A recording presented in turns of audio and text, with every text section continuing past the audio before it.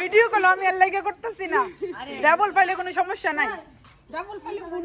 Double পাইলে bonus খায় আর double দোয়া করবা।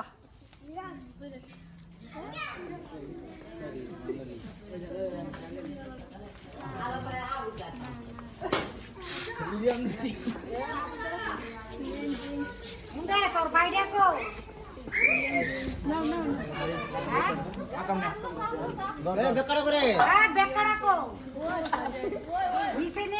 আচ্ছা খেলা খেলা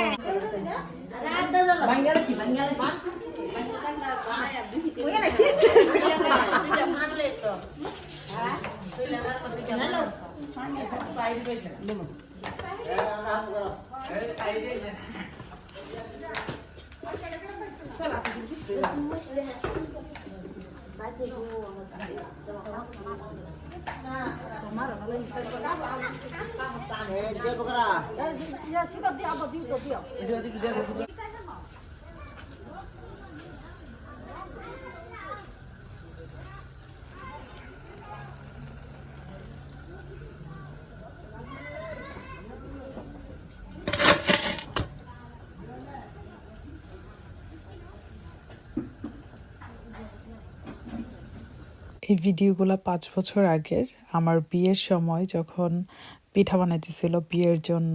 তো তখনকার সময়ের ভিডিও মোবাইলে ছিল, তো ভাবলাম সবার সাথে শেয়ার করি, আমারও একটু স্মৃতিচারণ হলো। মানে ভিডিওগুলো দেখতেছিলাম আর অনেক মিস করতেছিলাম তখনকার সময়। তো তখন কত সুন্দর সব কিছু ছিল, সব মানুষের যে একটা গমাগম ছিল, আস্তে আস্তে সব কিছু অনেক কমে যাচ্ছে। তো সবাই সবার মতো ব্যস্ত হয়ে যাচ্ছে, আপন মানুষগুলো হারাই যাচ্ছে। তো রাত দিন এরকমভাবে মানে বিয়ের বাড়িতে যেমন জমজমাট, এইটা ওইটা সবাই আসতো, তারপরে এটা ওইটা নিয়ে আসতো, মেহমানদেরকে গিফট ধরতো, অনেক সব কিছু মিলে অনেক মিস করতেছিলাম। তো এথিনা ডালাকোলা নিয়ে হাজির সবাইকে বরণ করার জন্য। আর এদিকে সব বাড়ির সব মুরব্বীরা পিঠা বানাচ্ছে, মানে নতুন জামাই আসবে বাড়িতে, বা তখন আমাদের বিয়ের ওই রকম কিছু হয় নাই। তো বিয়ের মানে ডেট ঠিক হয়েছে, সব কিছু হয়েছে। তো বিয়ের প্রায় মনে হয় 4-5 দিন আগের ঘটনা আর কি এগুলো। তো বাজার টাজার করা হচ্ছে সব কিছু।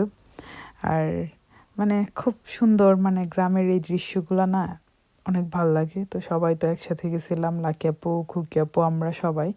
তো এরকম তো আর কখনোই একসাথে যাওয়া হচ্ছেও না, বা জানিও না, কারণ বাচ্চা কাচ্চা সবার তো দেখা গেছে বড় হয়ে যাচ্ছে, আর সবাইকে নিয়ে ম্যানেজ করে যাওয়াটা অনেক টাফ।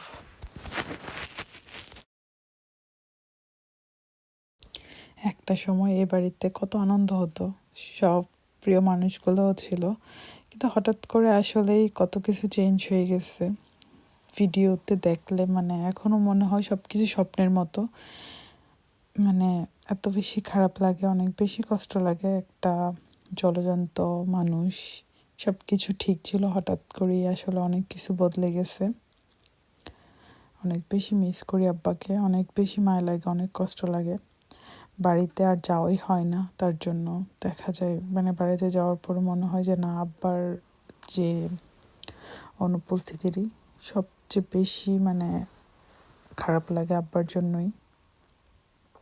আমরা যাওয়ার পর আব্বা পাগল হয়ে যেত, বাজার করা থেকে শুরু করে সব কিছু ম্যানেজ করা আব্বাই করতো। একটু পরে পরে বাজার করে নিয়ে আসতো, একটু পরে পরে এটা নিয়ে আসতো, ওইটা নিয়ে আসতো।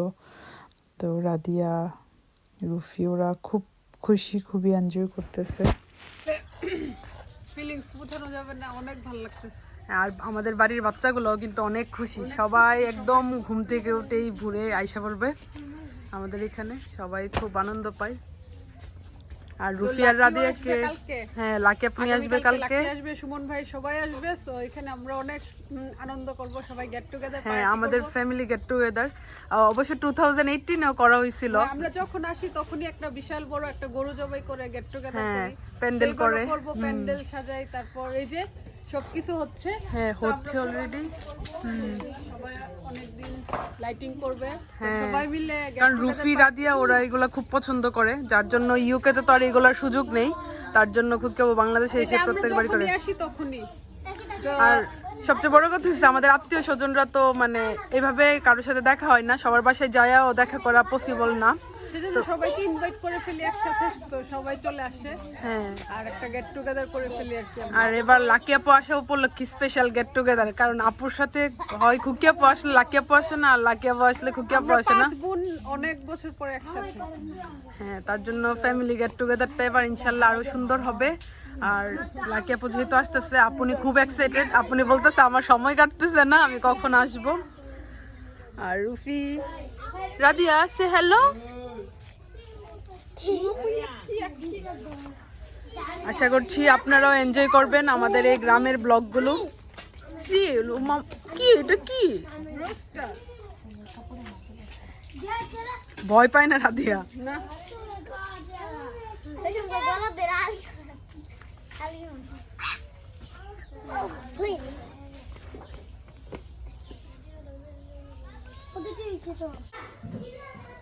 সকালের নাস্তা,